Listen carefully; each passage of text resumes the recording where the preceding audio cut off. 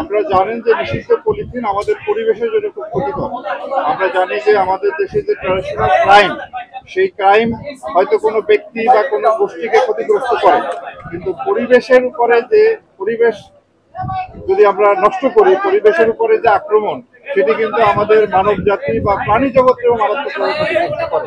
সুতরাং আমরা যাতে পরিবেশ নষ্ট না করি, আমাদের পরিবেশ যাতে ঠিক থাকে, আমরা যাতে আমাদের পৃথিবীকে একটা পরিবেশ খুব ভালো একটা পরিবেশে রাখতে পারি, সেই জন্যই পরিবেশ মন্ত্রণালয়ের যে পলিথিন বিরোধী যে অভিযান, সেই অভিযানে আমরাও সক্রিয়ভাবে অংশগ্রহণ করতেছি এবং এই নিষিদ্ধ পলিথিন যাতে ব্যবহার না হয়, এটা যাতে বন্ধ করা যায়, সেই জন্য আমরা একযোগে কাজ করি।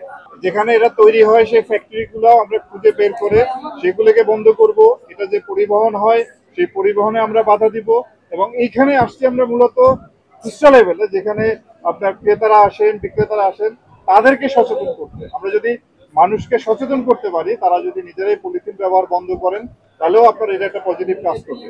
আমরা সব ক্ষেত্রে, অর্থাৎ উৎপাদন, বিপণন এবং খুচরা ব্যবহার, সব ক্ষেত্রে আমরা কার্যকরী ব্যবস্থা নিচ্ছি।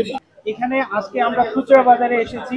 আপনারা জানেন যে মাননীয় স্বরাষ্ট্র মন্ত্রণালয় এবং পরিবেশ মন্ত্রণালয়ের যৌথ যে মিটিং এর পরবর্তী আমরা কিন্তু পুরান ঢাকার ইমামগঞ্জ সহ চকবাজার প্রত্যেকটা জায়গায় যেখানে কারখানার সন্ধান পাচ্ছি সেখানে যাচ্ছি এবং ইতিমধ্যে কিছু আপনারা জানেন যে পলিথিন যে পরিবহনের সময় সেখানে কিছু কারাদণ্ড দেওয়া হয়েছে এবং মালামালগুলো জব্দ করা হয়েছে। এই প্রক্রিয়াটা আমাদের চলমান। আমি মনে করি সকলের সহযোগিতা দরকার এবং এক্ষেত্রে আমার মনে হয় যে মিডিয়া, আপনারা যারা আছেন, আপনারা যদি আমাদের এই প্রোগ্রামগুলোকে আরো বেশি প্রচার প্রসারে সহযোগিতা করেন, তাহলে আমরা এটি সম্ভব যে আমরা পারবো।